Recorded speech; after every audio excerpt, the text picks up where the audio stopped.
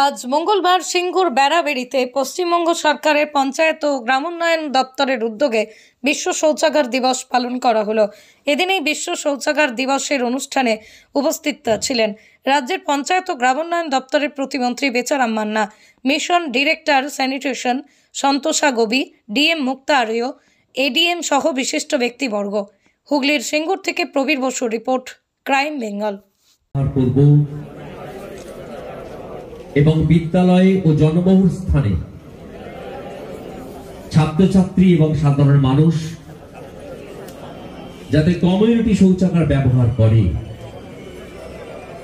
সে বিষয়ে তাদের সচেতন করব।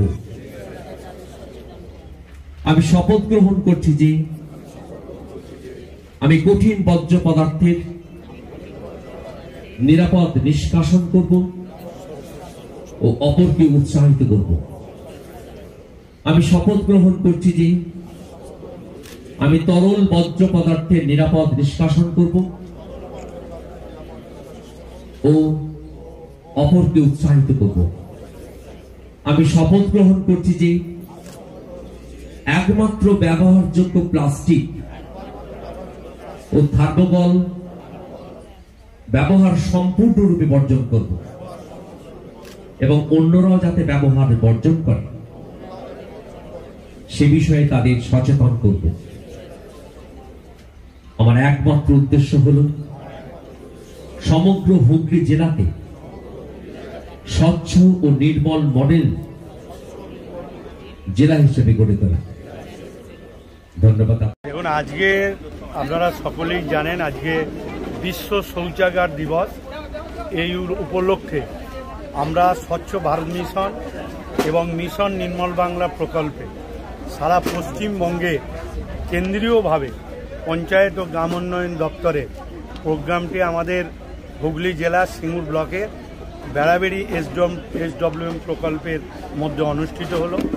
এখানে যেমন পঞ্চায়েত দপ্তরের স্বচ্ছ ভারত মিশন, মিশন নির্মল বাংলার মিশন ডাইরেক্টর সন্তোষা গুপ্তি সাহেব যেরকম ছিলেন, আমাদের ডিএম ছিলেন মুক্তা আর্যা মহাশয়া এবং অ্যাডিশনাল সেক্রেটারি ছিলেন পিচুষ গোস্বামী, এডিএম এবং জনপ্রতিনিধিরা এখানে এসডিও ছিলেন এবং এখানকার আমাদের হরিপালের বিধায়ক করবী মান্না এবং পঞ্চায়েত প্রধান, উপপ্রধান, পঞ্চায়েত সমিতির সভাপতি, সহকারী সভাপতি সকলেই এখানে উপস্থিত ছিলেন।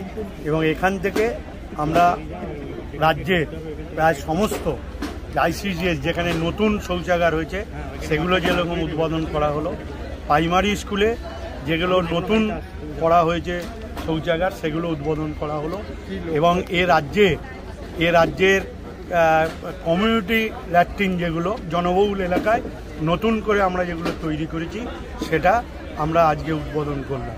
এবং আজকের এই বিশ্ব শৌচাগার দিবসের মূল লক্ষ্য হচ্ছে যে একটি মানুষও যেন না থাকে যে শৌচাগার ব্যবহার করে না, অর্থাৎ আমাদের বাংলার প্রতিটি মানুষ যাতে শৌচাগার ব্যবহার করে, এটাই হচ্ছে আমাদের মুখ্য উদ্দেশ্য এবং আজকের এই বিশ্ব শৌচাগার দিবসের মুখ্য উদ্দেশ্য। আগামী দিনে এই যে মডেল করে গড়ে তোলা হবে ওটা যেটা বলছিলেন যে আমরা মানুষকে সচেতন করছি, মানুষকে সচেতন করে আমরা এমনই এই প্রকল্পের ধারাবাহিকতার উন্নয়নকে শিখরে পৌঁছাবো যে সারা ভারতবর্ষের 10 বছরে পশ্চিমবঙ্গের ধারে কাছে কেউ থাকতে পারবে।